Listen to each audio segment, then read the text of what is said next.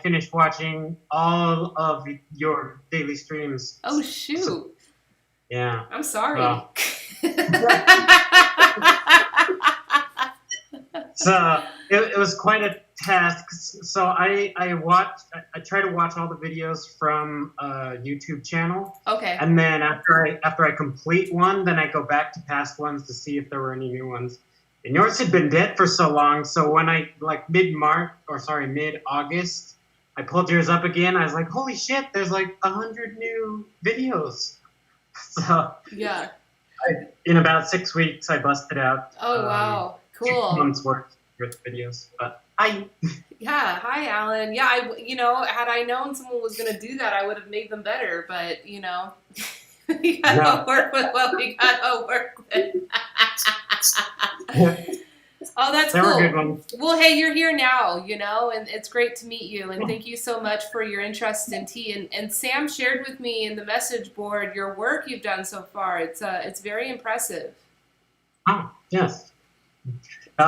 It's just a compilation of as I watched videos or read blogs, they'd mention a vendor, and so I just added it to a bookmark. And cool. Yeah. So tell me, what was the worst tea you've drank so far? Oh, Lapse Souchong. From you don't have to say the vendor, but what was bad about it? What was wrong with it? It tasted like smoke, like liquid smoke.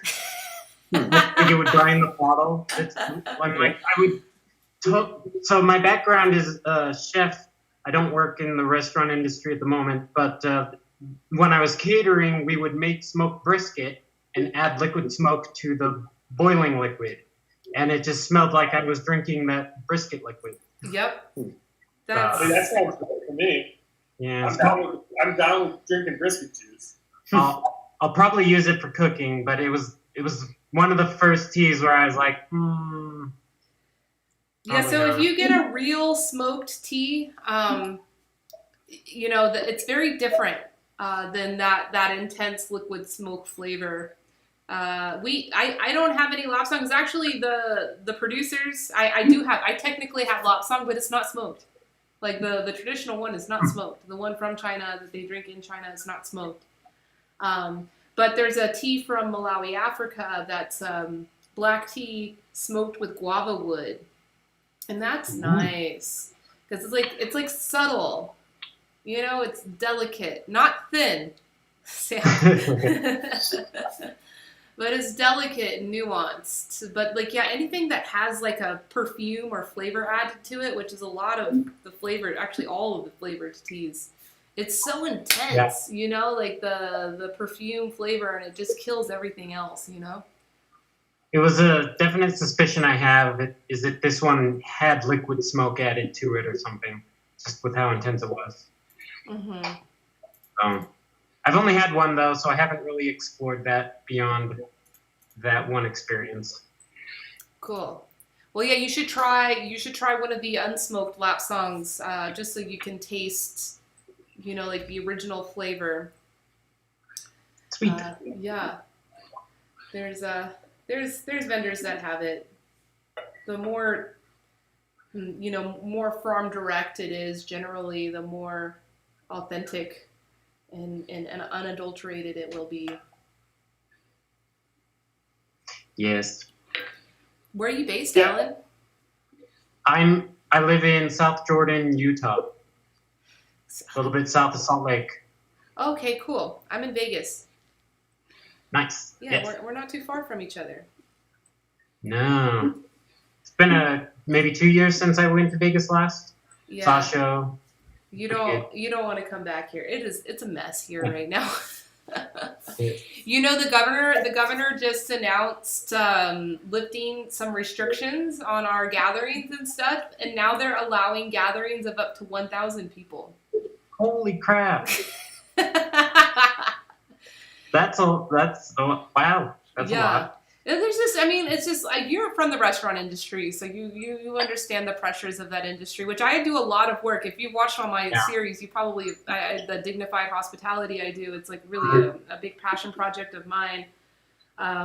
Because there's just so much against not just the farmers, but even the artisans facing the customers here, the chefs and the servers. That's what happened the other day. So, Sam, I was telling you I got involved in some cancel culture of the chef community here in town. On Monday, I had this guy come on. He's a up-and-coming chef who is just like he's on a tirade to out the whole toxic environment, using his particular story of, inequality.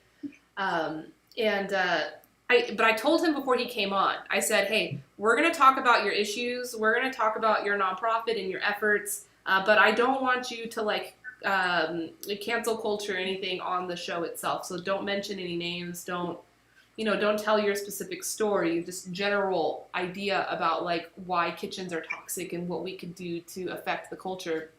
And he did that, and he did very well at that. He did not call anybody out. He was not crazy emotional. But then last night at 2:00 in the morning, I got a message from one of the most high-profile indie chefs here in town that I vaguely know. He vaguely knows me, but he felt comfortable enough to message me and basically threatened me. He says, that guy is toxic. He's threatened to destroy my restaurant, and I don't think that, please do not promote his hate on your platform. I was like, wow. So like cancel culture trying to cancel out the cancel culture. Yeah, it's nuts. And I wrote back to him, I'm like, hey, chef, thank you so much for watching my podcast. I hope you watched the whole episode. So you really could make that assessment that I am promoting someone's hate. Because I really don't think I was promoting his hate. Like, yes, he had anger, and I was holding space for that, but not specific hate. We were talking ideas, and I was asking him questions. I even asked him about the cancer culture, and he admitted to me that he's navigating that now, like how to do it with grace and effectiveness, and not, emotionally reacting too much. It's a challenge. Like, how do you hold things responsible without being the guy tattling on everybody, Right. Yeah. Mm-hmm. Yeah, and how do you allow people to move on past their mistakes and failures? Yep. How do we hold people accountable to mistakes and failures without invalidating them? Mm-hmm. Because that's kind of what I've seen. It's like, oh, this person did something wrong at some point in time, and now fuck them. Yeah. Right? And it's like that doesn't actually work. Yeah. Ticking time bomb. Yeah, right. Hi, Anna. Hi, Hannah. Hello. Oh, so I noticed a feature in Topia now. Last time I was commenting about how the video enlarging buttons weren't there anymore. It's all automatic now. Like when it's all adaptive. So when you change the window size, were you talking about that earlier, Jeremy? Is that what you were talking about? What? That the videos, they automatically adaptively enlarge and when you change the size of the window? No, it goes to, it doesn't minimize the screen. It's just when I logged on, it logged on as full screen. Oh, interesting. And then it changed. Jeremy, I have missed your beard. He's got. You as well, but I missed your beard. Yes. It is exactly what I need after. It got shinier. I know. I got it. I'm out of clips. Really out of clips. Have you ever braided it? Any sense, Crayon? It was wonderful to see you leave in the couple world. Yeah, we had the fortune of hanging out with each other in person, but you missed Bitcoin. Bitcoin wants to say hi. Hi. Hi. Thank you.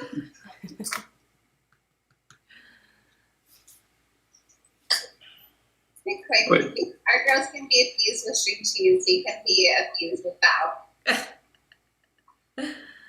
With bao? Did you just bring up bao? Yeah. Oh my goodness, you got me hungry now. Well, we have. What did we go? We brought it. Yeah, last time we saw you, we brought you bow at one of the. Oh yeah, when you guys came to that theater, when I was doing immersive tea experience in that theater. Yeah. Yeah, that's cool. That was the last thing I had said. Yeah.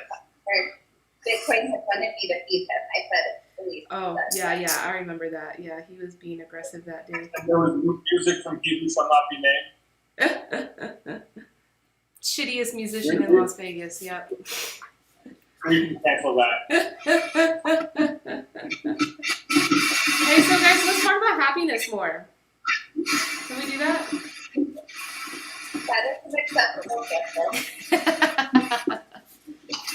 I'm really fascinated with that concept that like happiness is something that's always there. It's like something that's triggered and always there, and it's up to us to be present in it or not. Mhm.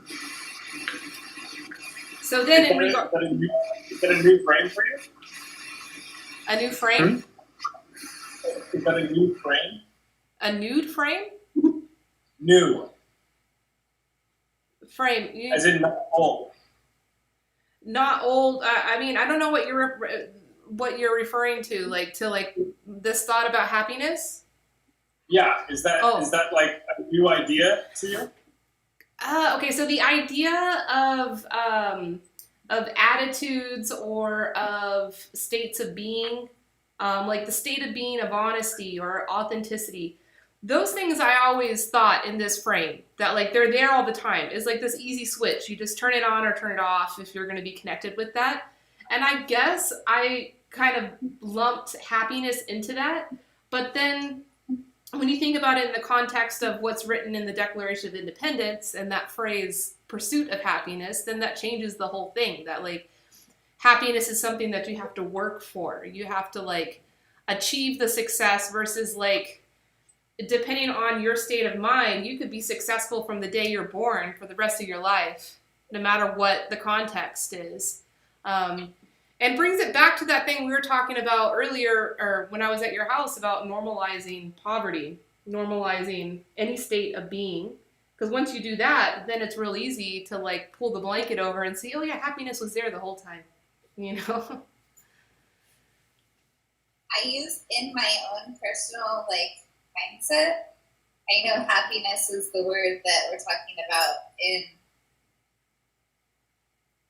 the basic rights, but I use the word joy, and for me, I feel like happiness is a more of a based on circumstances and the circumstances that you make, but joy is the attitude that you choose to have regardless of the circumstances. Yeah, because I think people need to know that you can have joy without being happy. Yeah. And one guy actually had a very good example. He says happiness is the weather and joy is the climate. Huh. So you can have joy without being happy, or the happiness goes away, but you still have joy. Mm-hmm. And for me, joy comes from the mindset, and for me, I choose to think of joy as a choice. I'm going to choose joy in this situation because the alternative is not okay. And it doesn't matter how severe or crushing the situation is. Just stopping and breathing and say, okay, I'm going to focus on the important parts and push through it and focus on the things I can control and the attitude around it. It's happiness can be elusive. But as something that I learned and chose when I was working through depression a while ago, and super stuck with me. Some days would be awful, or the world around us would be awful. But choose joy, and choose to make your joy and find your happiness.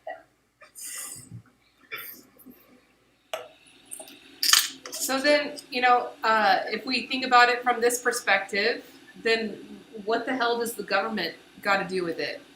You know what I mean? Like, how can the government protect that right for us to choose joy or to be present in happiness? What could they do? I don't know. Or to take away your right to take it away from others. True. Yeah. Well, I mean, so Ideally. Or that's what they do now. Or at least try. and in that frame, like I've kind of always, I can't remember the exact word. Your right to swing your fist stops at my face. Yeah. Yep. And that we're all allowed to do these things to pursue happiness, to live the way that we want to live, until it starts to interfere with others doing the same. Uh-huh. And it's the government's role to step in and mediate that, I guess. Mm-hmm. But I think it's interesting if we look at the wording and we look at the wording of like pursuit of happiness, that there's almost this like subtle programming about getting into like consumerism. Yep. Like the path to happiness is through consumption and gathering wealth. That's exactly where we are right now, and that's exactly what the government is protecting for us. Like, they're protecting our opportunity to acquire wealth. That's how they're thinking about it. Yep. No, they're protecting our ability. They're protecting our opportunity to consume. They're certainly not protecting our opportunities to acquire wealth.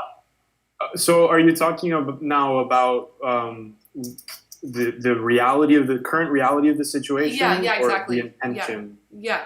No, Which one? The current Or are reality. they the same? Yeah. Okay, yeah. Yeah. With that, I agree. I would say in the current state, like the government is not protecting our ability to acquire wealth, Not consistently. or at least not consistently for all citizens. Correct. Consistently But, I mean, for all corporations, though. Right. Well, does that get into that gets into like corporations or people too? They deserve happiness too. Happiness is not added for societal based on number of years in your bank account, but I don't think a lot of people realize that. It's interesting when you said consumption. So that's an excellent example of a word that drastically changed its meaning.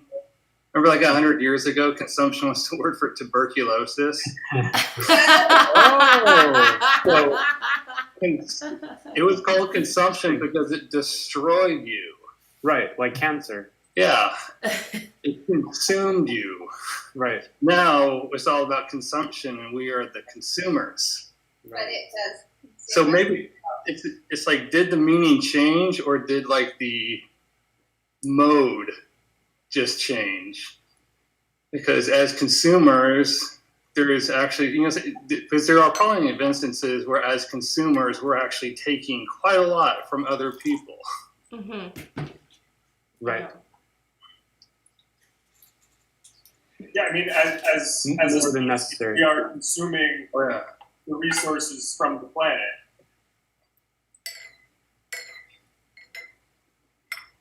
Definitely. So yeah, hey, Priscilla hit me up. She said she didn't get her computer yet. Unfortunately. Yeah.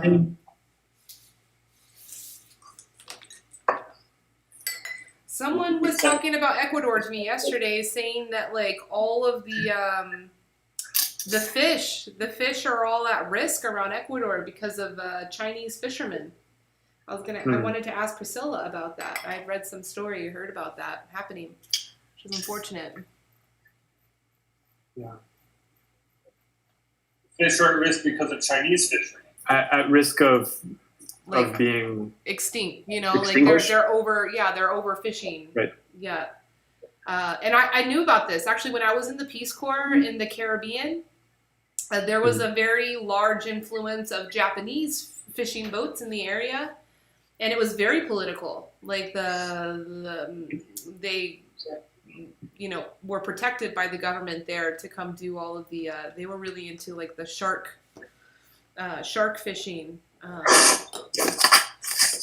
And that's corrupt, like that's a government definitely not protecting the happiness of their people, just finding opportunities to sell their resources. Well, look at Brazil right now. What's going on in Brazil? The government is protecting the cattle ranchers and the deforestation, and they had the huge fires last year. Mm-hmm.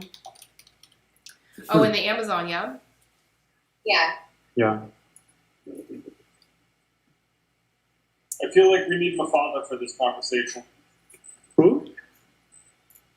That she always brings a good perspective, a good global perspective on these topics. She does. I don't think she's watching, but I'm gonna say something about her because the last time I saw her on, I just had like something pop up on social media with her tag in it. She didn't post it. It was like her local news channel airing the debate from a few nights ago. And Mafalda went off in the comments. I was reading through it. I'm like, yeah, way to go. And just, yeah. But it was all like an Australian audience.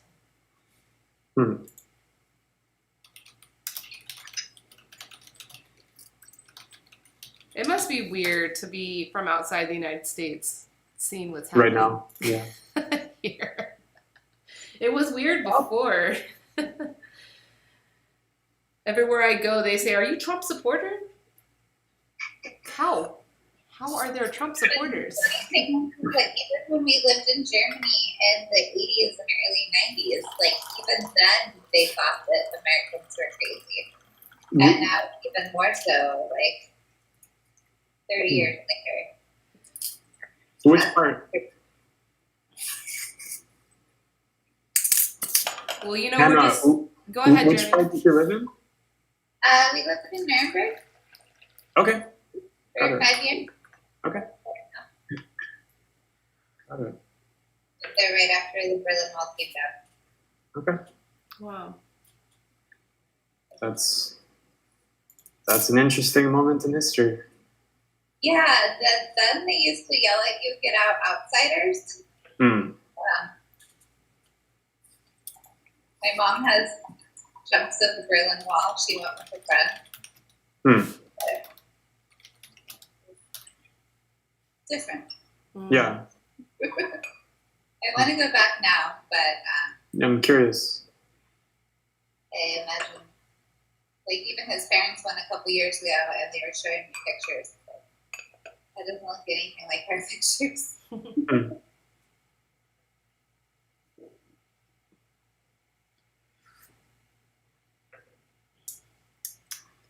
Yeah, it'd be cool to see a time lapse of Berlin since the wall came down until 2020, October 2020. My mom's friend went back to Nuremberg and to the military base that we were stationed next to. And my mom sent my mom a ton of pictures, and we were comparing side-by-side pictures. That's crazy. Taylor Bear. Taylor Bear is here. Yeah. There she is. Hi, Kayla. Hi, guys. Who invited Taylor? Shoot. Don't make her feel that way, Sam. What's up? How you doing? I'm pretty good. It's been just a weird day, but I'm in the backyard doing a little trimming. Nice. What are you trimming there? It looks a little exciting. What are you trimming there? I don't know what this one is. They're not labeled. Only one of them are labeled. So as far as like the just variety? What's that? Just as far as the variety or the plant itself? Yeah. I'm pretty sure I can tell you what the plant is. It's just some weed. It's just a weed. It's just a weed. It grows wild here. Oh, Jeremy, your beard. It's oh my gosh, look at braided it sparkly. It's Yeah. like it's legit discoing his house. Multi-dimensional. He's Oh a wait, super do you have effective disco man. balls today? Hooray! I'm so glad that He's stuck. festive Okay. and reflective.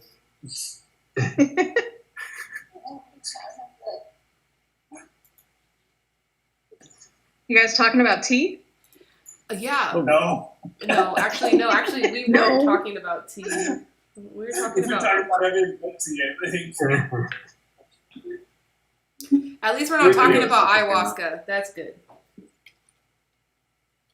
I just went on my first bad date, and he was talking about that Oh my dear. Huh. and about how he's not going to vote because it doesn't matter. And I was like, well, this was nice, thanks. And that was first date conversation? hmm It's See, 2020. I know. I was like, could we maybe just have fun for the first time or two? I mean, it's important to know some of that stuff, but also I want lightness because this year's been hard. Mm-hmm. So So that's different from being thin or from being, what was the other word, Elise? Delicate. Delicate? Oh, delicate. Oh, thin and flat. Those were two different words. Thin Yeah. and flat. Mhm. Okay. hmm. Yeah. So She he wants was probably lightness, but not thin. and flat. That guy was probably thin. I wouldn't call him flat. Flat would have been, if he invited you over to his house and watched him play video games for 3 hours. That would have been flat. Yeah. Like a flat character? Is that how you mean it? Right. Those kinds of dates exist, and it's a sad thing. But Honestly, that was like most of undergrad. Sam was playing video games and I was having to study. damn, Sam. I was also taking Hannah just threw you under the bus. No, it was against me because I was taking 18 to 30 units this semester and didn't get to have more. That's crazy. And honestly, she's being generous with how yeah, she's being generous. I think a really bad date is watching your date play poker, Have you done like that? in person in the casinos. Oh. I used to know work as a. two dudes who have done that for dates. What's that? I know two dudes that have brought ladies to the casino with them and have that be a date. I mean, if it's like a long-term thing, that's, different, I think. But I used to work in the casino and I'd see these women like just reading a book and hanging out like outside of the table, and Huh. at least looks so different. Right? Yeah, I sound a little different too, I'm sure. You ride a motorcycle now? I sold my motorcycle, so yeah, I don't ride it anymore. Do you guys ride? No. No bike. I think everyone should try to ride at least once in their life. It's really good. She tried. She tried to be me. I was like, babe, just go in there and pretend to be me. It'll work. I'll get a chair. Stay there. You stay there. Stay there. Well, they ended up It's asking me seamless. about motorcycles, so how was I? I think Elise might have rode some motorcycles. Elise, have you rode motorcycles? Only on the Teeth Mountains. There we go. Yeah. Sit down. Sit down. Sure. You can- This chair? No, no, you, okay, all right, sure. You better sit down, otherwise Bitcoin's going to bite you, is what it sounds like. That one could be decanted to here. You can put that one in. Yeah. You want to brew some tea? I'll get you cups. So everybody, this is Faith. Some of you know her. Some of you don't know her. It's my good friend, my tea friend here in Vegas. Hi. Hello everyone. Such a pleasure to meet you on this afternoon. I hope everyone's having a good time. Same here. Having a great time. Great, Oh yeah. great. Yeah. So what were we guys talking about before I walked in? I guess there's something important. You were talking about ayahuasca. We're talking about what? What did you say? Oh, there's Hannah. Hello, Hannah. Right? Is that Hannah and Sam? Yep. Oh, yes. That's great. Thank you, Hannah, for everything you do. Thank you, everybody else, but thank you, Hannah, for working hard. Hard. That's actually what we were just talking about. About how when they were in college, Hannah was working hard and Sam was playing video games. Oh, I see. Yes. Yeah. Not much changed. That's so strange that Faith was able to pick up on that. Like, first thing, she was like, thank you, Hannah, for working so hard. Well, yeah. Yeah. I just felt that, I just wanted to say thank you, Hannah. I'm so happy to have that. Yeah, I'm sure you've had to put on a lot of masks lately, so thank you for wearing those. Well, in my shirt. That's okay. Yeah. But, Are you at PT, Hannah? Is that what I heard one day? Physical therapy. Physical therapy? Cool. Yeah, I remember when I met Hannah, she was talking about anatomy and how she loved it so much, and I definitely appreciated that when I heard her speak about it because it showed to be very authentic too. Yeah. So I was like, that's great. Heck yeah. Anatomy's fun. Mm-hmm. Yeah, I started learning anatomy when I was in high school too, so I was like, woo. I think everyone should have to learn some anatomy, Right? Like we all have a body. We should learn how it operates. Absolutely. I mean, in high school, yeah. oh, Right. yeah. Nice. Totally. Oh, cool. Are those I've been having earrings? fun. Are those earrings? Yeah, the anatomically correct hand earrings. Wow. I made the skulls, Look at and that. then my aide gave me a dance Cool. partner. Awesome. Oh, that's great. That's great. perfect for And this. now one of the earrings set is like growing. I used to never wear earrings at work, but now I'm like, my anatomy collection is growing. That's great. And patients will wear those for Halloween, and my other patients will be like, no, have you seen her office? Not for Halloween. When are you gonna get an earring of Jeremy's beard? Oh man. I know that's a good winter project. Which iteration of his beard? Very soon. Jeremy's beard, but it wouldn't be anywhere near as epic. I'm happy you don't have Jeremy. No, I don't think you're the one that's in the relationship. Oh, I just noticed he has earrings on his beard. Oh, Yeah. Hey, so you can make it big. Make his screen big. You see, go over his. The mouse is right there. okay. Go I'm over so his- google you did the disco ball. And click that little square down. Click that, yeah. It looks really good sparkling on your shirt. Go down. Click it again. Yes. Okay. And go down. Just scroll down. Jeremy, when I found out I had to work, oh, Miss Disco Ball. It's epic. Yeah, that's really good. Right there. Oh, I love it. I love it. Whenever we zoom in on Jeremy's beard like this, it makes me feel like we need some dance music, some tea dance music. Oh shit! You just go. What is this? This doesn't sound like dance music. This is gonna be. Still served by Zen monks and literary men Oh, who are just man. entertaining their friends. It's a good one. It's Alan all- Watson. And you can just see the bottom half of what we're looking at here.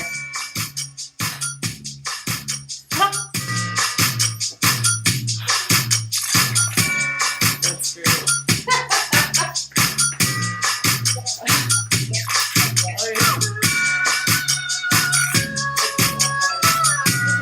Oh, yeah. All right, I'm turning the music down, guys. Don't worry. I just did that for fun. It was good. I'll put it light. I'm putting it light. I was like, could this be ecstatic dance tea party? Yeah. Well, I mean, that's what you get for putting disco balls in your beard. Like, what else do you expect? Yeah, I was thinking about listening to some disco jams, like Staying Alive or something. Well, I mean, we haven't seen the advent of tea disco yet. It'll be here soon, but yeah. I was thinking about it. I think it's going to become compulsory very soon to include Jeremy's beard in all anatomy books. It's going to have a chapter of its own, Right. It's going to benefit people in a health. He repeats the anatomy every single year, despite having done dissections for 1,500 years. So it could just be the one piece of anatomy that they find in 2021. It's been hiding right under our nose the whole time.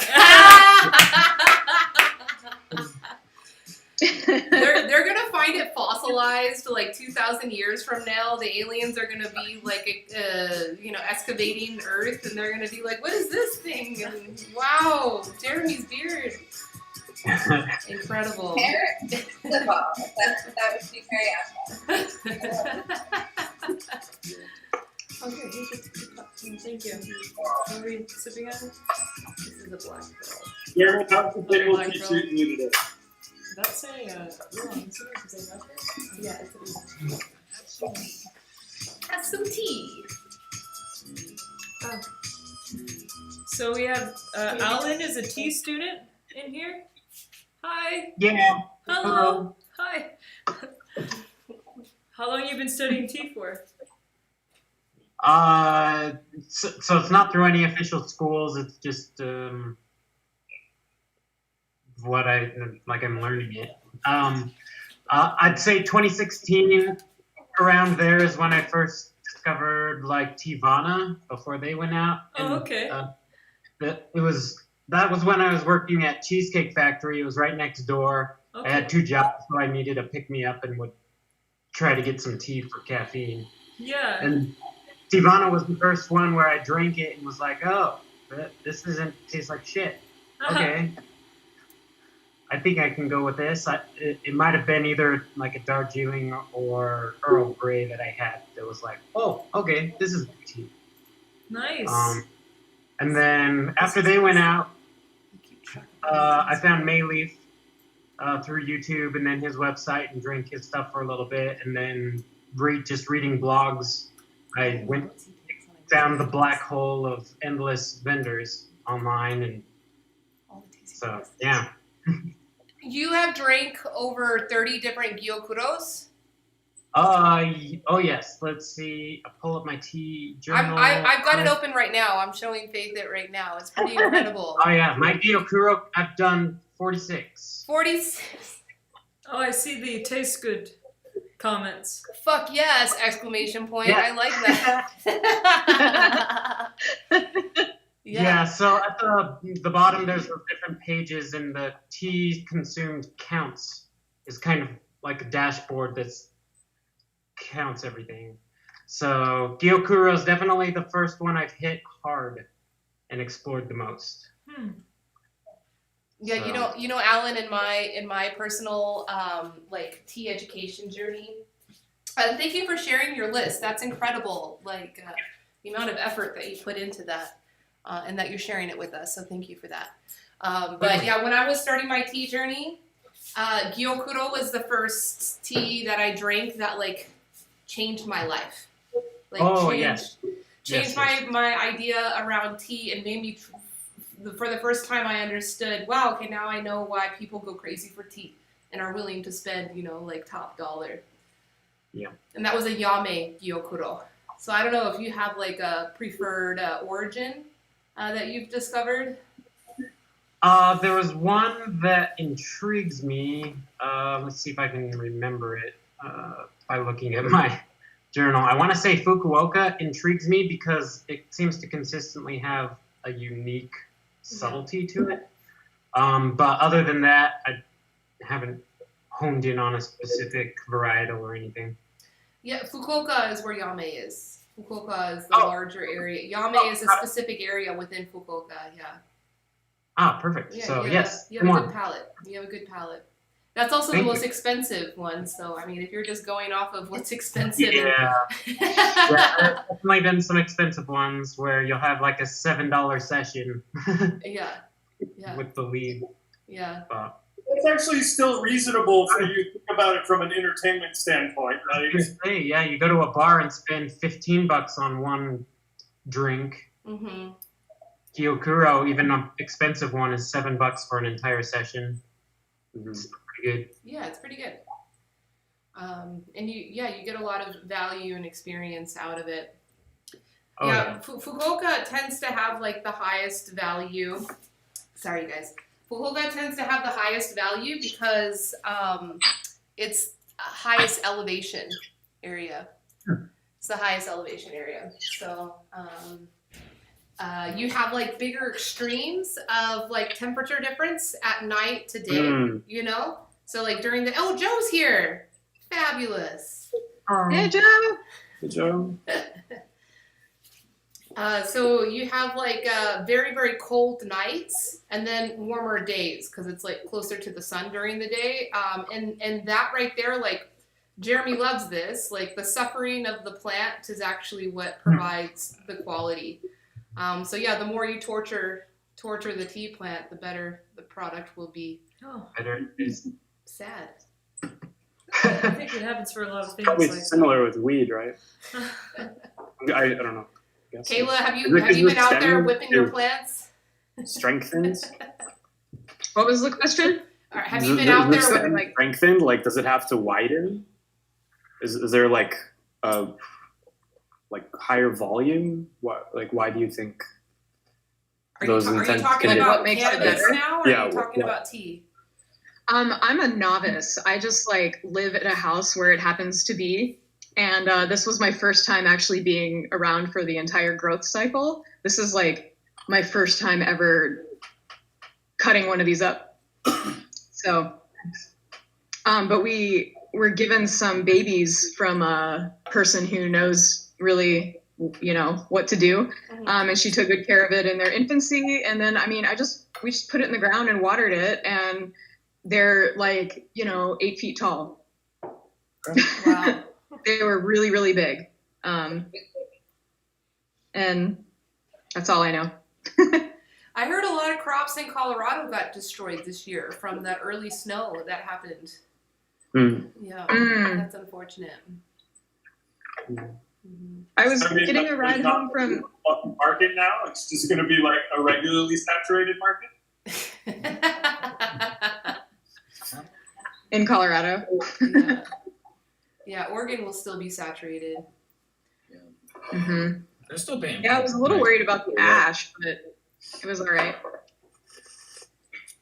It just gives a little bit of that like liquid smoke flavor. Right. You get some of the It's like a roasted Yeah. oolong, but like. Buffalo roasted Or- beef Or a lapsing. Yeah, like a Lapsang Souchong. oh, Yeah. There you go. Full circle, bringing it full circle for our new friend. Bringing it on back. I don't know. Is anybody into tobacco in here? So.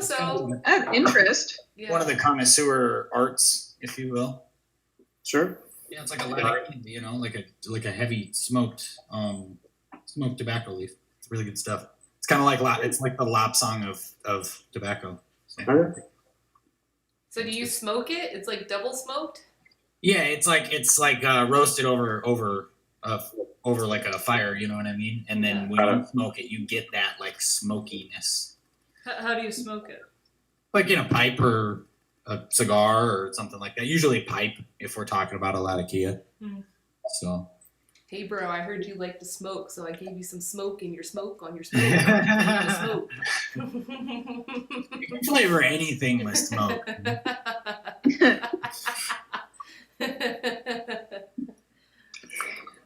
Yeah. I had a very short snuff phase for a moment. Like, I can't do it.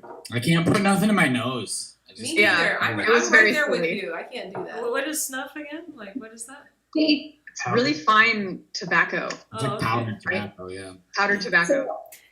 And you have What your am I- anatomical snuff box, bringing it back to the anatomy. Oh my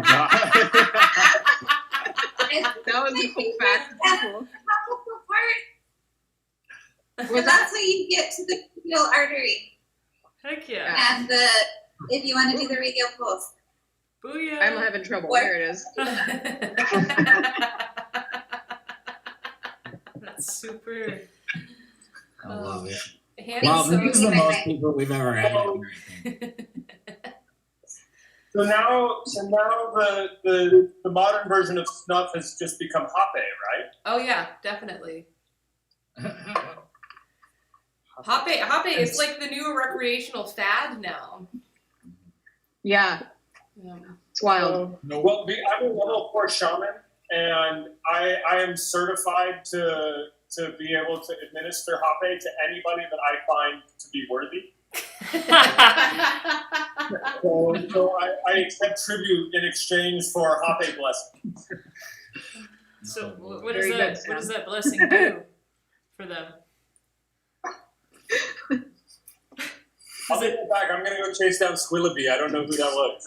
Yeah, go get her. Oh, well, school of it? What? Yeah, there was another friend that came through here and then she left. Yeah. I don't know who that was. She was like, "Oh, I don't like Hape." All these white folks. What's to do with the weird shit in his beard? I'm out of here. Yeah, what's going on? That's funny. Right? Alan, are you in Las Vegas as well? No, I'm in South Jordan, Utah. Oh, cool. Yeah. Yeah, you said Cheesecake Factory in Tijuana, and I started thinking like, I don't know, Fashion Show Mall or something. I don't think there's a. there's a Country cheesecake Club. factory and an Yeah. ex Tivana in every city. Right. Really? Yeah. Oh yeah. Huge chains. But they're not Tivanas anymore. Yeah, they closed them all down and they're all. No, I bought a whole lot when I found out because I didn't know about online vendors at the time. So I bought a lot. cute. It took about 2 years to drink through it all. Dude, if someone was paying me to do this, I'd be fired. I keep cutting off like the good parts, and I'm like, sorry. Do they keep falling in your pocket? Oh, Yeah, all of them. I mean, this is just like to give away, you know, to like family and friends and stuff. Oh, So nice. thank goodness for Oregon. Hey Joe, I heard there was a raucous tea party here on Monday night. Was there? Yeah. Well, I was not here. I Yeah, showed. I know. I peeked in at the time that I said I would peek in, and there was nobody here. So. But Sam keeps telling me, "Oh, I'm here all the time." Blah blah blah. I ran I into came him in yesterday. and nobody was here. Yeah, I did. I showed up at like 6 o'clock, and nobody was in here. Aw, So. I should. I might have been a little late. I was so tired on Monday. I went to LA and I went to go visit Sam. Nice. Yeah, it was good. Is that where you decided to disappear to? Yeah, yeah. But hey, good news, Joe. I've decided that my next big adventure is going to be to the Black Hills. Sweet. Yeah. Hell yeah. Hi. Yeah, I mean, you got my Yeah. info. So. Mm-hmm. Yeah, drive through Colorado, you know, and I got to do it before it's all like snowed in and too cold. Yeah, you're for not it. gonna be able to get around once it gets to like Halloween. After Halloween, it basically all of November and we're snowed in. So Yeah. You can swing through and visit Alan too. Yeah, that'd be so cool. Alan, if you're down for that. Totally. Oh, I'm just off the freeway, like 2 minutes off the freeway. So yeah. cool. I want to stop by and drink all your gyokuro. Yay! I've got some good ones. Yes. So is that just like you and Bitcoin or what? I don't know. Yeah, I mean, Bitcoin will probably be on the journey. He likes road trips. I haven't been taking him to California though because a lot of the beaches there don't allow dogs. Oh, okay. Yeah. Nope. That's because people don't clean up after. Yeah, that makes sense. A lot of California doesn't allow a lot of things. Yeah. But that's because we're the freest in the nation. Yeah. That's what you want to call it. Freest from everybody else. You know. Free us from masks and compassion. We have the most freedom because we pay for it. Yeah. You're like, I'm my own slave master. Hey, I mean, autonomy is autonomy is autonomy. California would be great if they could manage their land better. That's about it. That's all I got to say. Elise, if you want a road trip to Arizona, I need a driving buddy. Oh, really? When are you going to do that? I want to be in Arizona by the week of the 24th, probably, just to get ready for the polls and stuff. Cool. But I'm just putting out feelers. I know it's tricky with COVID to get someone to like fly or whatever and then drive with me, but you never know till you ask. Yeah. I don't want to fly. I'm not feeling, airports and stuff, but yeah, I'll research it. Yeah, I'd be interested in joining you. It'd be a fun little adventure. What part of Arizona? Like south of Tucson. South of Mexico. Oh shoot.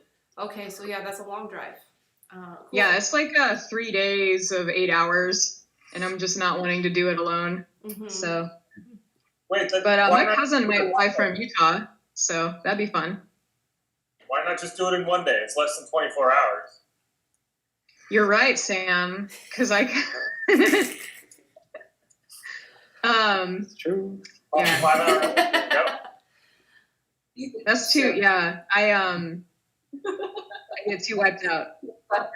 I did 22 hours once. That was about the longest I've ever gone. That's After we got back from our honeymoon, we went to Colorado and back in 3 days. And we went from Colorado, we went from Boulder to Las Vegas. And his best friend had gone with us, and we were asking, do you want us to drive? And he's like, no, I'm good. And like that, we had to like pull over in Las Vegas to go to the bathroom. And then it's like, okay, you need to go to sleep. We will drive. We drove from Boulder to Las Vegas in one fell swoop. Right. That's intense. We had to stop for gas once. That's very good. I had ever like filled up a car with gas and just driven until it was empty and you need to fill it up again. Yes. Yeah, that one's strange. Yes, definitely. Yeah. Yeah, I went from here down to Missouri and then over to Colorado and then came back all in one shot. Wow. By myself, for that matter. That was an intense trip. Mm-hmm. Yeah, Wait, no, but you didn't stop and camp anywhere. How was it intense? I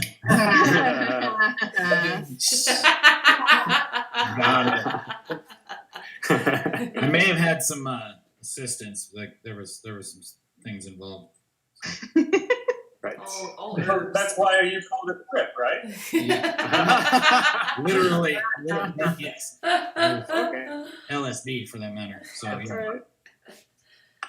And that'll keep you up. Let me tell you. When I drove Uber How and can you Lyft, drive with in that state? I like it. Glad you're okay. I love driving on the conventional psychedelics. oh my god, I cannot. No way. Yeah, it's something that Glad you're okay. enjoy. Yeah. I'm very I coherent get to it. I'm coherent. I don't, and it's not like I'm like, oh, I'm gonna take 10 hits and then expect to drive down I-70. You know what I mean? Like, I'm in the middle of nowhere and I'm cruising. It's just like 3 hits or 2 hits or something. It's good stuff. 2-3 hits. Oh my goodness, no way. No way. I feel like the streetlights were chasing me. Do you carry like a fire extinguisher with you just in case you destroy anything? Oh, Practice. That's how you get to that point. Yeah. Amazing. Practice. Joe, I you got crazy. some crazy squirrels out here right now, like chasing each other around the branches and chirping and hiding shit and being like, it's fall! And it's cracking me up. Winter's coming. Yeah. Winter is coming. Not here in Vegas or in Chatsworth. Was it like 109? You said. What? Yeah. Wow. think it was 103 here yesterday. Where are you at? It's hot. Hollywood. What do I call you? Because NS sounds weird.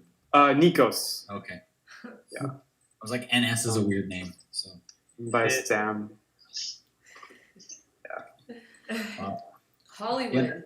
Man, Way you too don't hot. get to hear that often. You know, like Huh? you don't get to hear that often. I live in Hollywood. It's a sublet, but it's been interesting. I bet. Yeah. It's been an interesting time to move to Hollywood. Yeah. So what? Tell us about that. What does that mean? Well, it's just like, one of the centers of the BLM protests. Oh. And there's also been, I'm sure it's similar in DTLA, a lot of interference from law enforcement and probably also military a little bit, just like dispersing crowds.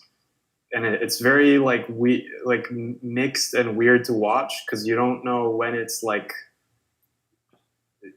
trying to mitigate the pandemic versus when they're like doing, like trying to break up protests for other reasons. Like the intentions are like mixed and obscure. They like obscure each other. So there's still daily protests around here? It's a lot less now, but for months it was like, like even if it wasn't, I'm in central Hollywood, like even if I wouldn't hear people, you'd hear helicopters circling constantly. Oh, interesting. So it's been Give it another 6 strange. weeks. They'll be back. Yeah, probably. Yeah. I'm So and I also I don't know, you see so many different like interests all like doing their own thing. I've just seen like strange stuff. Like I don't know, like some of the time, like it seemed like sometimes you'd see people, you think like, is someone being like deployed to influence a crowd? I think there are some white supremacists also like trying to strategize in Hollywood right now. Like there's a lot of they're probably like people in the intelligence community here. Like you wonder sometimes if some of the homeless people are actually homeless or like something else. Homeless people? Yeah, I don't. I'm kind of like, I'm being serious because No, I totally. No, like, it's very Well, serious. are you Yeah. a reporter? Are you a reporter or? No, it's just like Do you I live write here. Like about you this? see strange things. Do you write it? That's all. Huh? Do you write about your observations? Maybe I should. I mean, I'm just curious because the way that you're explaining it seems like you study it. So. No, it's just like, it's just strange. Like it's right outside your door. You're like, what is this? And I still don't know. It's valid though. Your suspicions are extremely valid. Yeah, but I just like, you don't know what it is. Also, there was this weird. Like also like you see there was this Chinese politician that made this weird tweet where she was like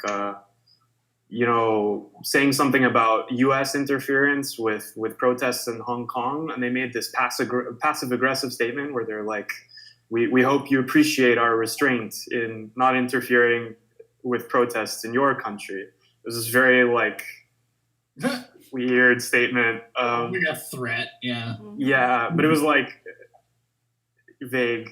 What has been done by whom, when? We could How is it totally- in Vegas? I'm actually also really curious about that one. It's like fizzled out. We Okay. In the beginning it was really intense, and actually we had some shootings that happened. A police officer got shot, and those people were all from white supremacist groups, and that was known. But that died out pretty quickly. Yeah, our police force here is pretty aggressive, pretty conservative. Right. And One the second. people got really hot. What'd you say, Sam? Then it also just got really hot and nobody wanted to go outside. Yeah. I had no idea how they were protesting. 'Cause, yeah, they'd be out there all day long, and there wouldn't be access for people to like load in water for them and such. And I was just wondering how the heck are they surviving? That's crazy. I want to take a moment to say that I am really happy to live in the middle of nowhere. So, Yeah. yeah. I second that, Joe. We live in about where we're at. It's about as rural as you can get and still like be in LA. Yeah. And Yeah, it is. A-okay, not living near anybody. The mess of it. Yeah. Yeah. Jeremy, what's your population down there? City I'm in about 50 to 60. Okay. Does that include prison? Does that include the prison? I don't think so. I don't But think yeah, it's part that of place, the census. Where are you, Jeremy? Terre Haute, Indiana. Indiana. Okay. Yeah. So basically, we're a drive-through city. Oh. Everyone's driven through Terre Haute, but no one's ever stopped.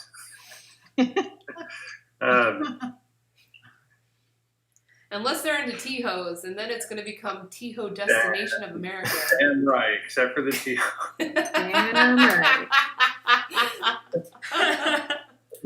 They're going to be the main attraction in Terre Haute. Indiana's going to be on the map because they need the first place with a tea disco. I'm right. You like Yeah. beards? I hope so. I really This is do. your I feel like Beards and Tea would be a good name for a tea shop. It'd be great. I dig it. It would definitely pull the right demographic. Yeah. It would really tough you up, wouldn't it?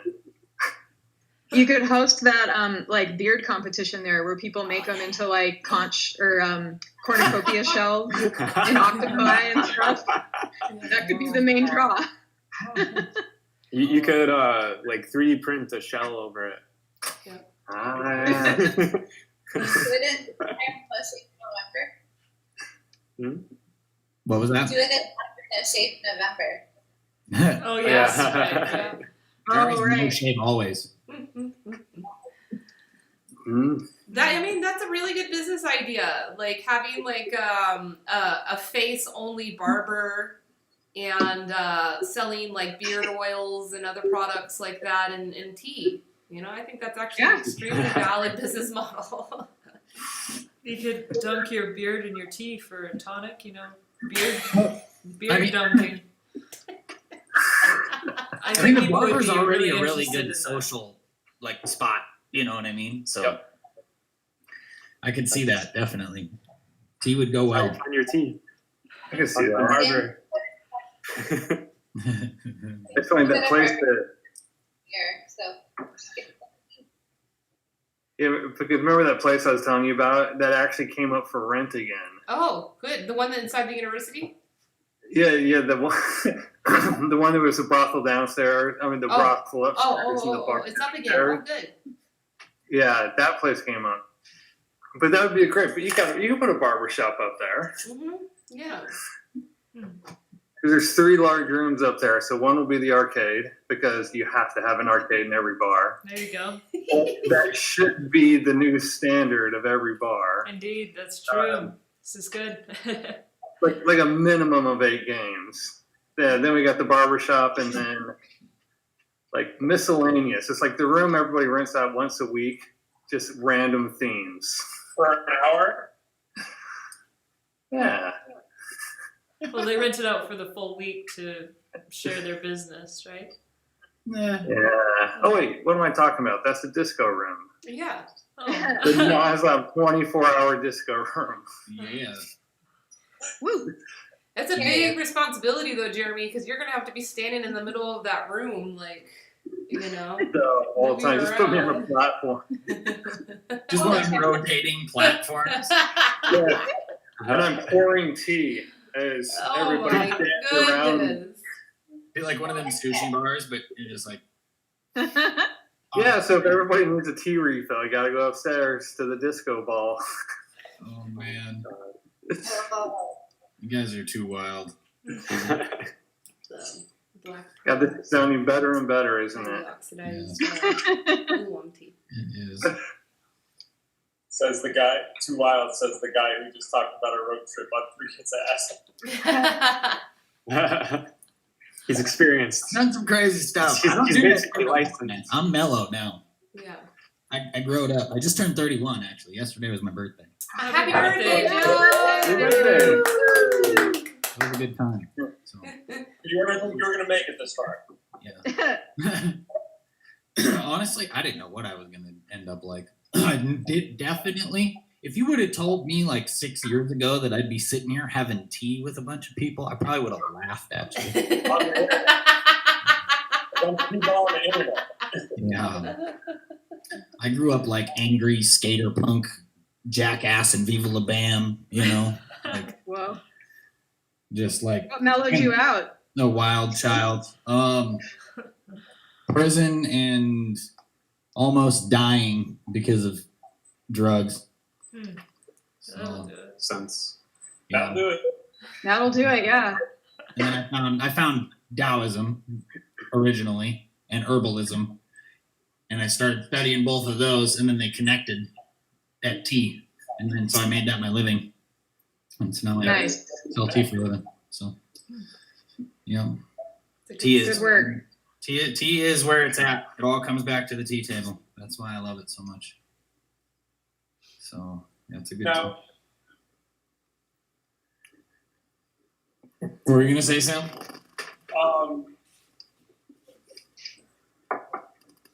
never mind. Many people here to ask, or what? No, I forgot what I was gonna say. He's all I had a good birthday though. It was normal. Me and the lady just kind of hung out with each other, and I quit smoking cigarettes for my birthday. So Good job. You used to smoke cigarettes? Wait, you quit smoking just for your birthday? Does that mean you're smoking again today? no, I decided this year to give myself a challenge rather than a gift. Hey, nice. That's good. You know? Like give myself some suffering for my birthday because I need it. And it hasn't been an easy couple of days, so I quit. I quit on midnight on Tuesday is when I quit. So I haven't smoked the last 2 days, but I did have a cigar. So, but that's not the same thing. It's so different, yeah. Yeah, it's a It's intentional, Very you know. Like when I'm smoking a cigar, I'm meditating. It's like having tea, Right. you know. Yeah. When I'm smoking cigarettes, it's just like this compulsive, like dirty, gross, like unintentional habit, you know. Mhm. So Yeah. so I'm trying to live life on purpose. You know what I mean? yeah. You know, I like that. Life on. Right. Yeah, put some thought into like what You you're think doing. of Ralph Waldo Emerson. Is that Kayla? yeah, it's Kayla. Airplane. Rude. That's that weed worker over there bringing us her sound pollution. With the fire. There's like an airplane and there's blue jays fighting over acorns and like the neighbor using a lawn. Yeah, sorry. Oh, the lawnmower. I love mowing the grass. That is such a nice pastime, really. Oh my goodness. It is. It is. I mean, you don't look very Taylor's cool. doing right now is mowing the grass. I'm sorry? Taylor's mowing the grass right now. Yeah, she is. Mowing the grass, if that's what you want to call it. I thought people who would be into tea would be into mowing grass too, but you know, I guess. You know, it's hard labor. You know, I've gotta point out my error. Yesterday, I decided, you know, I'm gonna be more cautious of my use of sarcasm, and I just used some sarcasm with you there, Kayla. And I want to say I'm sorry I did that. Not sorry to you. I'm, you know, sorry to myself. I'm holding myself accountable because yeah, it's not effective communication. I know it was harmless. That case of sarcasm was completely harmless, but I'm like trying to proactively watch my sarcasm because it can be dangerous. And Sam, that came up because Kayla shared with me some controversy with JP Sears right now. Are you up to date with that? Yeah, for the most part. Like, I don't necessarily keep super informed on what he's doing, but he definitely seems like he's gone gone into a different deep end. Yeah. We could. So Kayla shared an article with me that was written 3 years ago that explained this. So, you know, like I was shocked, you know, it's not a new phenomenon. And, you know, I thought he was funny. I've always liked his videos. And, you know, I always thought the clever use of sarcasm was cool. But, you know, now starting to see that there can be layers of miscommunication, and especially when you're communicating about something really important about spirituality or about sustainability or about environmentalism and stuff like that, it can be really harmful to utilize sarcasm as a tool. Yeah, so. I dig that. I can see sarcasm for humor, but it's not for like effective communication, because a lot of the time there is some nugget of truth hidden in the sarcasm. Yes. I dig that. Yeah, me and my lady have been working on that in our relationship and just kind of our everyday lives. It's like a dark sarcasm. It's like a talking shit kind of thing. Like, hey, will you do those dishes real quick? And I'll be like, no, and then I'll go do them. You know what I mean? And it's like sure, that was harmless, but like Sam said, there was something behind that. You know what I mean? And Yeah. it like adds negative energy to it, and it's like this weird dark like passivity, you know? Yeah. And it bleeds into everything else, and then you find yourself doing that shit all the time, you know? Right. And then nobody ever knows when to take you seriously, and you know, I totally feel you on that. I've been working on that a lot, so props, because that's something it's not easy to work on, you know? I think that's like gamer culture too, the hardcore sarcasm. Right. Yeah, just kind of internet culture in general too, you know, like meme culture and stuff like that. You gotta be able to see through it, and it's just ineffective as far as communication goes. And JP Sears, I think, you know, he does his videos in full sarcasm the whole time. Yeah. It's like a full sarcasm set. Right. It's like satire at that point, you know, and I do not like satire, so. I guess would Tim and Eric be like sarcasm too? They're like. I mean, yeah, some of it, yeah, for like or a large part of it. Yeah. Right. Yeah. Yeah. That's not really my type of humor, though, so I feel you. Well, they're actually really into food, really good food. Like you know, Elise is into good food. I watch them on Instagram, and when they're not busy being, you know, belligerent, they'll post things about good food, like, you know, and actually the blonde-headed one, I always get them mixed up, but the blonde-headed one has a band. Oh, really? And he just made an album. It's unfortunately has a dark sarcasm too, but it's pretty intense. It really is like, you know. It's weird. It goes over my head a lot. So. Yeah. I haven't watched it in a long time, but it's like weird, like middle of the night Adult Swim shit. We're talking about Tim and Eric. Well, yeah, Tim and Eric. Well, I just watch them. I don't watch them on the Adult Swim anymore, but I watch their Instagram feeds, because that's where they show some amount of like being somewhat real, like as a person, you know? Yeah, and I'm like they're oh actually my gosh. people, not just like, I was like, wow, they actually eat real food, because they act like they just like suck on popsicles, you know, drugs on them all day long, you know. So I was very surprised to see that, you know. That's awesome. Yeah. I do want to shout out at least the whole dignified hospitality thing, man. I've been just like props. Me and Ash had a big conversation the other day, and she doesn't really know what you're doing. Yeah. But we were talking about one of my friends. Well, I don't know if you'd call him a friend. He's one of our suppliers. Yeah. Or not suppliers, one of our clients. Yeah. So one of our wholesale buyers. Yeah.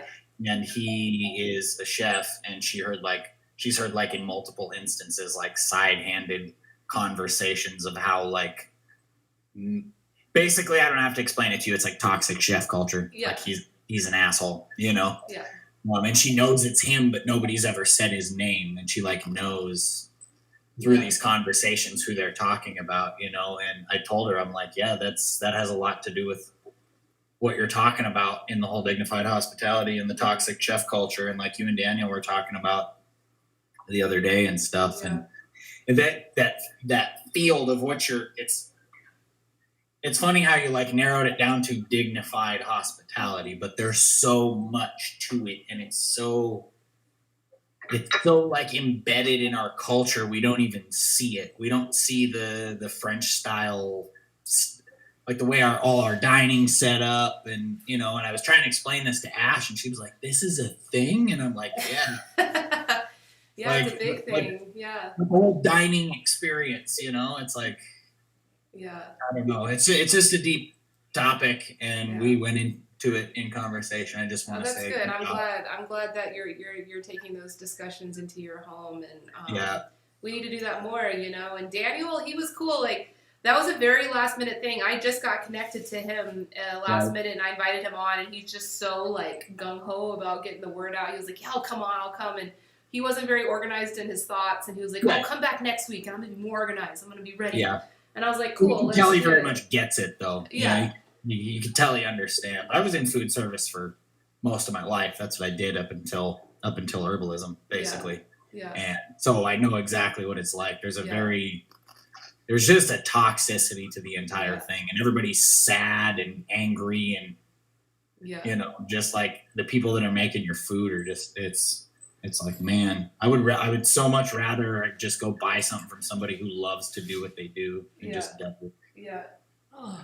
Yeah, Joe, you missed it earlier. I told a story, a continuation on that. I got a message at 2:00 in the morning last night from another very high-profile indie chef here in town.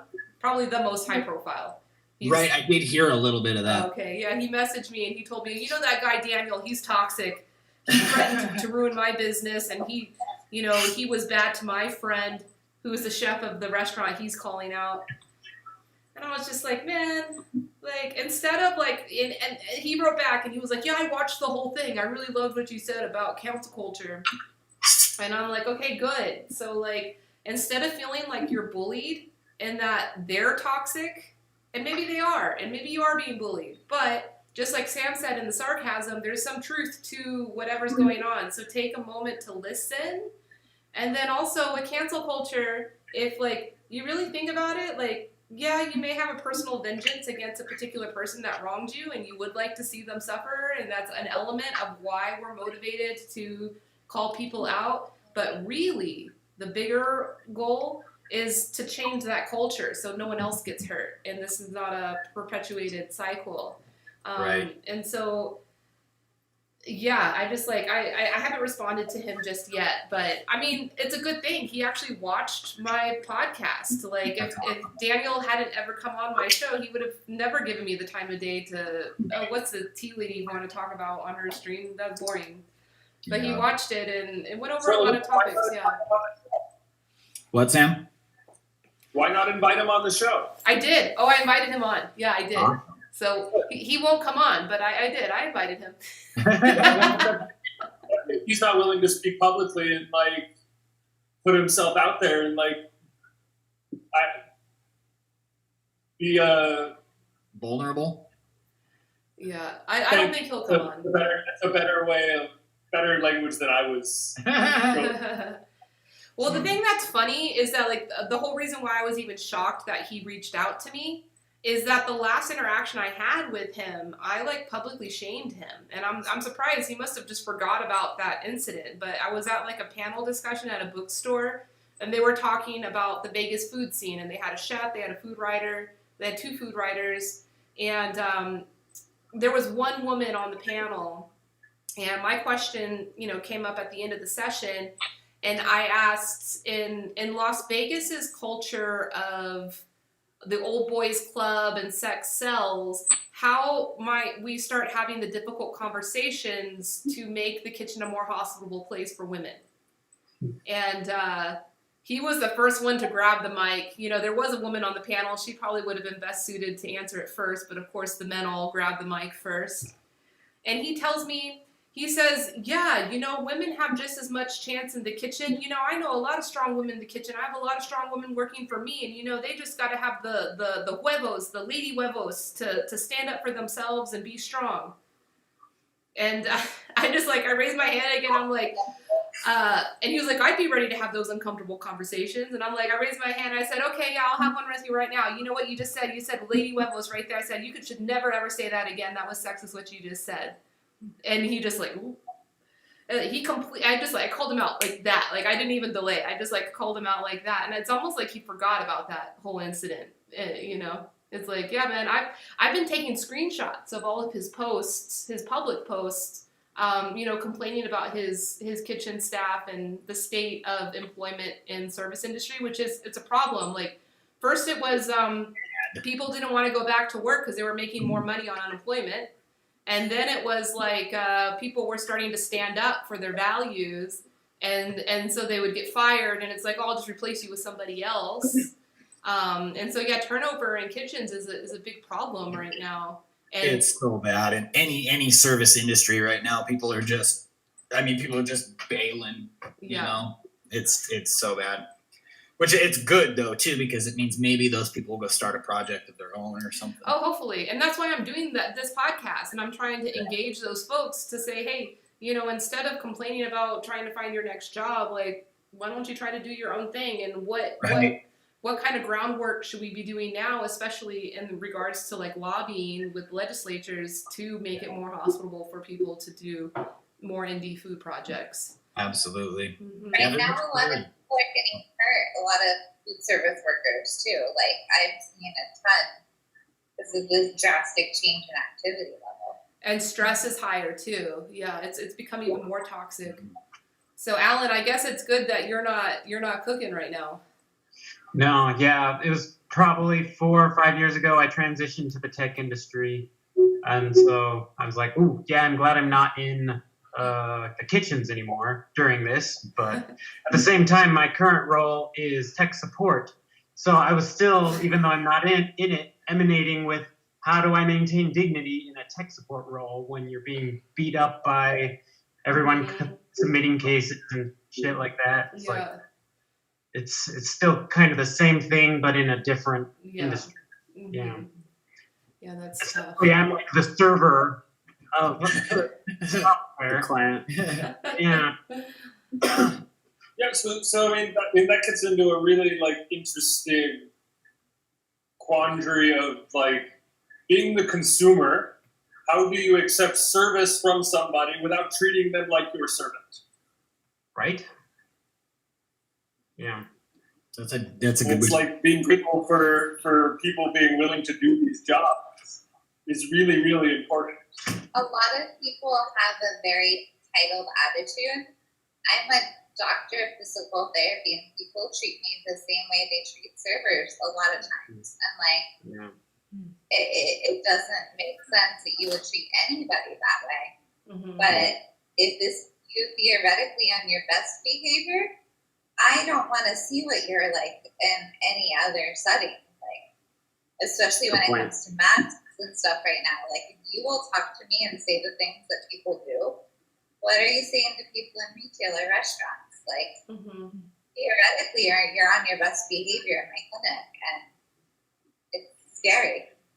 Yeah. I wouldn't be caught dead with their best behavior. One of the most noble things we can do is to serve each other. That's a big part of what we do here with tea. Right. But then nobody wants to be treated like somebody else's servant. Yeah. So we're not here to consume each other. No. Like to What it, Jeremy? What are we talking about that earlier? Consumer just means that you're absorbing and destroying everything near you. Yeah. That's some deep shit. We made it full circle a few times now. It's great. Who are you calling tuberculosis? Yeah, we live in a consumption culture. I mean, that's all it is. It's ingest, stimulation, Mm-hmm. constant. So And I feel on like that we note, have a problem. congratulations on quitting your cigarettes, because that's like probably like This is it's the biggest. I'm right in the middle of it. So like, you know what I mean? It's like I got like another week or so before I'm like, yeah, thanks. You know, right now. Your body is saying thank you. No matter what it tells you in your ear, it is appreciative. Well, you got to think I taste tea for a living. Like, you know what I'm saying? Like it's stupid for me to smoke when I'm like trying to develop my palate and stuff like that. It's don't go hang out with tea masters in Taiwan, because they believe that chain smoking actually opens the olfactory and makes it stronger. So Okay. no, it does. No, it does not. You gotta build the palate, bro. That's Build why the palate out of the nose and the throat. If I always trust my lady's judgment a little bit more than I trust my own, because she's never smoked. So I mean, that's not a bad idea, just as a rule of thumb in life. you're just saying that because she's sitting next to you. Don't know. Yeah, when she doesn't sweet talk, like, it doesn't matter if I'm around or not. I trust her judgment a little more than my own. I've long believed that she keeps me from doing anything too stupid. That's exactly what Ash is for me, man. That's exactly it. Like my mom is like just completely gives her all the credit for me being a better person. You know what I'm saying? I'm like, thanks, Mom. You know, I did all this work. I attracted her in the first place because I was doing better. You know, she's like, no, I made you all better. I'm like, oh my God. Well, God forbid something happens, my entire family chooses her side. Yes. I already know that's what's happening. What would be the outcome. No, if I mess up my relationship, I'm getting disowned. Like my whole family's gonna be like, bro, we're done. We gave you too many chances. You messed that one up. They love her, so yeah, they'll keep her. Yeah. Oh yeah, no doubt about it. She's adopted already. It's crazy. Oh, that's sweet.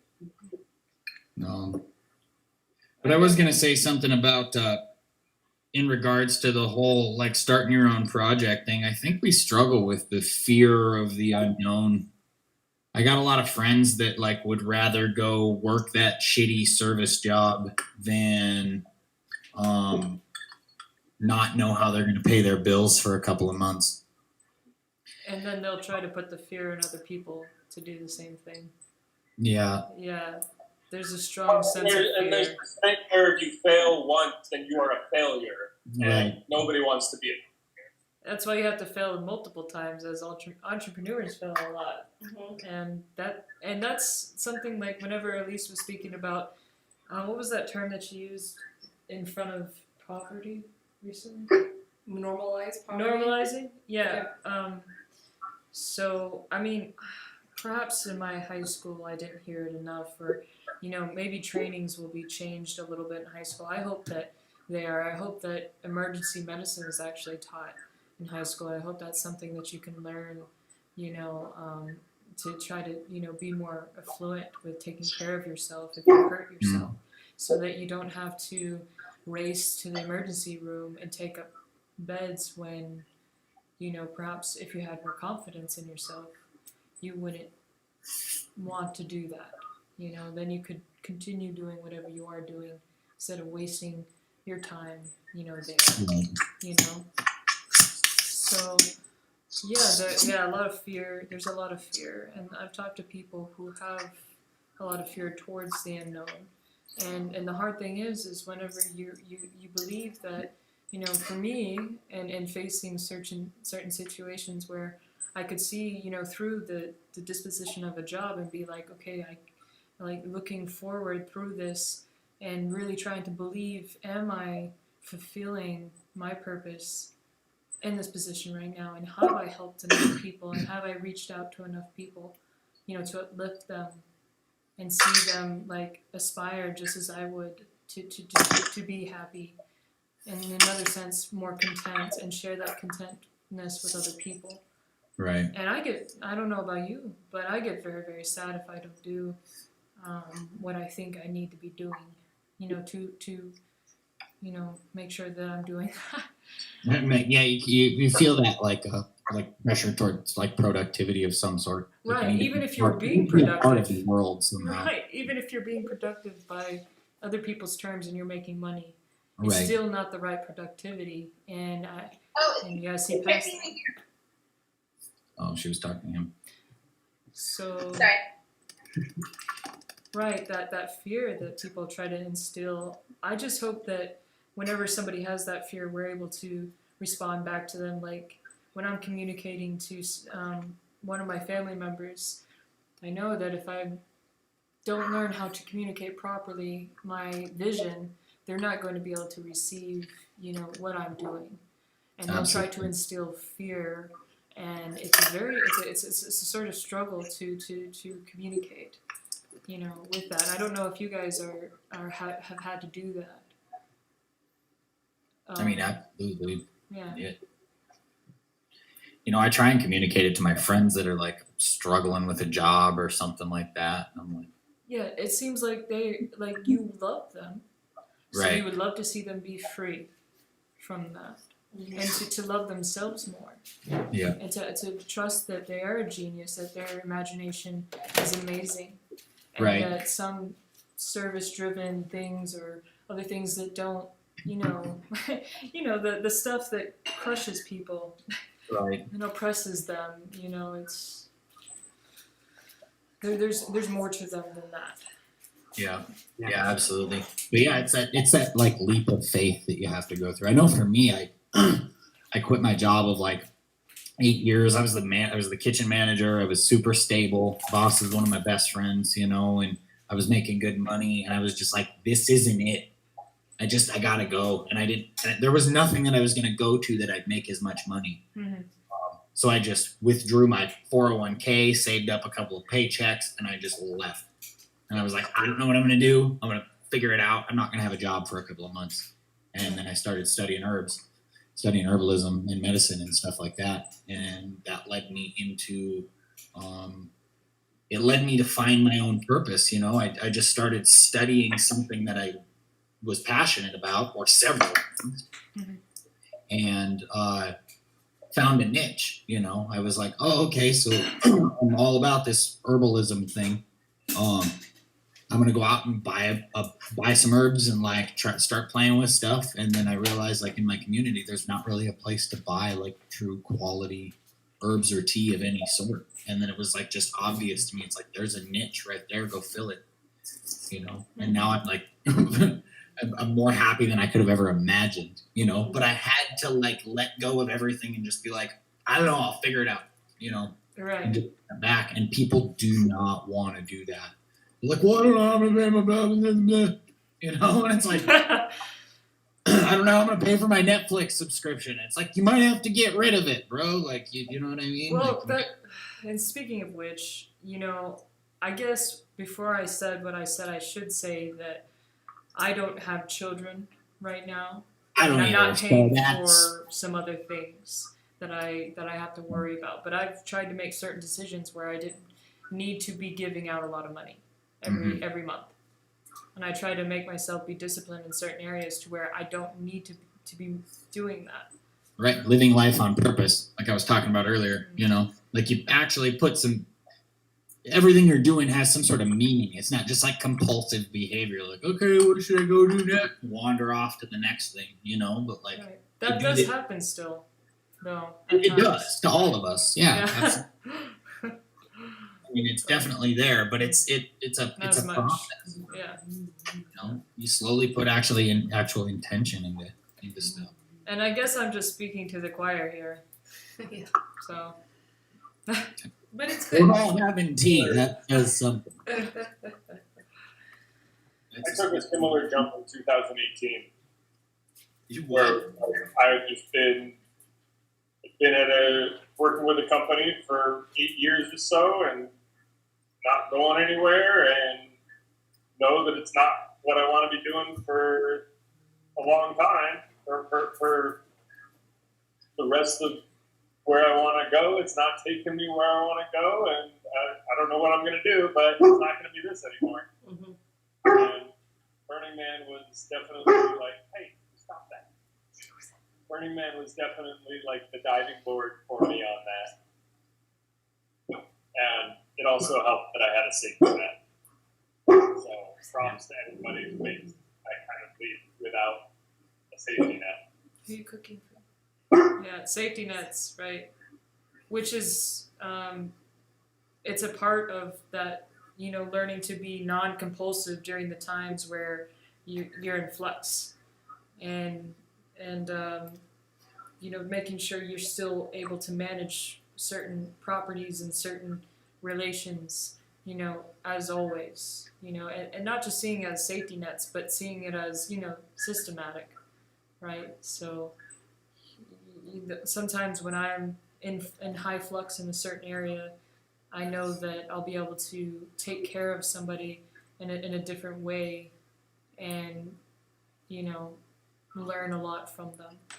So perhaps if you give somebody a ride, you know, you help them move, or, you know, there's many things to be done. And that's why I feel like we're kind of moving like towards that as a culture, is, you know, with Uber, with TaskRabbit, with InstaWork and everything, and more like, you know, spot jobs. You know, that's really coming out, and that started coming out whenever I was, I feel like 24 or something, or 23. I'm 27 now. And that one I didn't really think as much, you know, I didn't really think to just like do spot works here or there. But that's definitely coming more, you know, available to people, to younger people, like the youth that we have here that are going through some amazing struggles. You know, they honestly, I feel like, should be taught about this task work while they're going through school and things, to talk to more people to get a better understanding of what is out there. You know, rather instead than working at a fast food place, of which you get spoken to like a servant, and then you also give people food that is incredibly unhealthy and gives them health issues in which they have to, you know, get stressed out more and then treat people worse. So, yeah, I mean, I'm worried about the youth somewhat, you know, I'm worried about them. I hope they're okay. Do you know a guy named Ken Robinson? This kind of reminds me of something. That he passed away recently, yeah? Did he? Yeah, that's the TED Talk guy, right? He talks about education. Yeah, and he talked about creativity. Yeah, he passed away a few weeks ago. Oh. Yeah. I know. Yeah. But it was, God, it was the best TED Talk when he just talked about how fascinated he was with kids, because kids figure it out. And if they don't know how to do it, they'll try and find a way to do it. And they'll always make like their best guess. And he had the best example. And he said he was at one of his children's, and it was at a nativity scene during Christmas. And he had 3 kids, and they played the wise men, and they all had one simple job. They walk up to the child Jesus and say, this is gold, this is myrrh, this is frankincense. And he said what the kids did was, what one kid did was sort of remarkable, because the first kid goes up and says, you know, this is a gift of gold. And the second kid came up and said, this is a gift of myrrh. And the third kid came up and said, Frank sent this.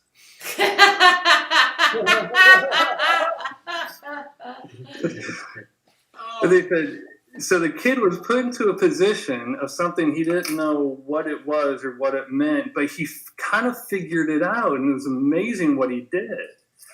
Like, he knew it was a gift, and he knew how to interpret it. Yeah, but his whole thing is, where did we lose that? At what point, when we're kids, we naturally find a way to figure things out the best we can, even if we get it wrong. Right. So he said, at what point is really that lost?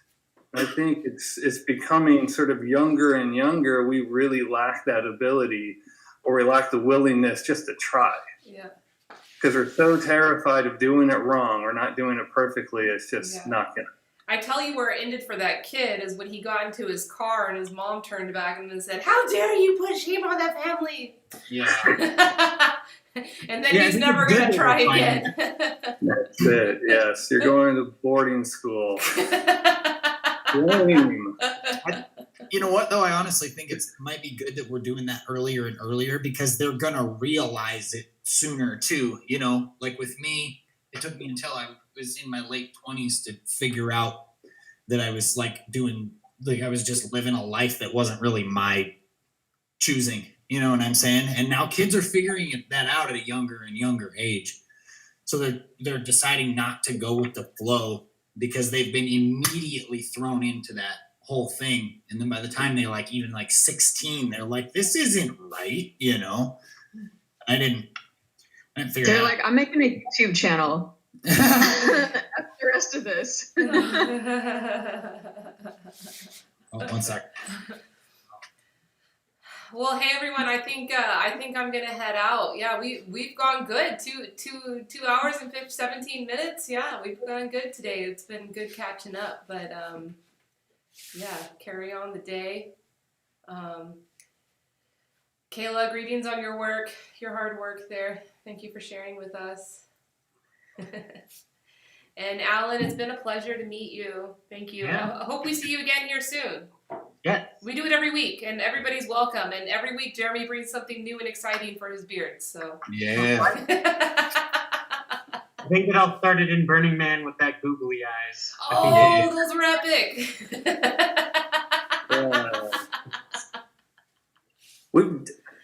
We did googly eyes, but we wanted to try to invert the camera so it looked like my beard was talking to everybody. Yeah. We just got to work on the technology, but it's almost there. It's almost there. By next week, we should be able to get Priscilla in here, I think. Yes. Next week, hopefully, yeah, she'll get her computer back. And Joe, happy birthday again. Thank you. Yep.